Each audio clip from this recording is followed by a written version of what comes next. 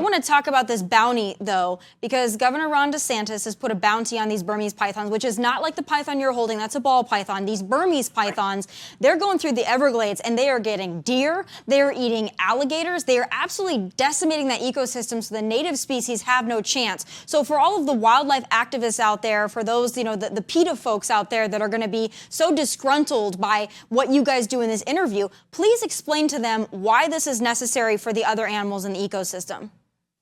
Yeah, they basically they were replaced there in the Everglades back in '78. They found the first python that was that was caught down there, and it was an 11-foot python. And since that day, they knew that there was a problem with them eating the all of the rabbits and the opossums and raccoons. They're all gone already. There are none left in Everglades National Park, and that was a 2001 study. And I hunt down there all the time and still do not see them. No. And I grew up down here. And so prior to the 70s, we'd go down there and we could count hundreds of rabbits on the side of the road. And now there are zero. I mean, literally zero down in Everglades National Park. And because of our warming climates, they're moving further north. We didn't think that they'd go much further north than, say, Miami or Fort Lauderdale, but we're finding them in West Palm Beach now. So they're moving up the coast, expanding, and everywhere they go, you do not see rabbits, you do not see opossums, you do not see raccoons.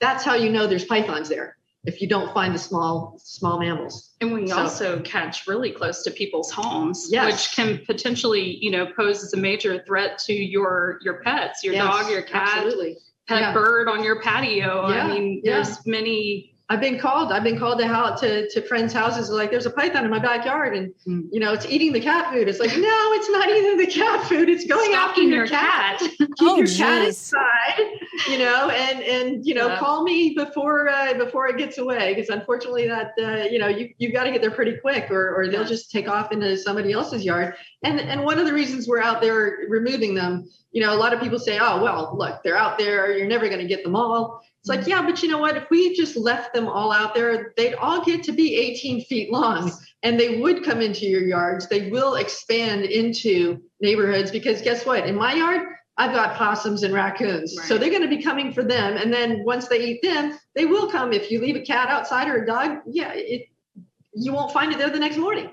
The pythons will eat them. They do. I'll show you let me show you the 16-footer.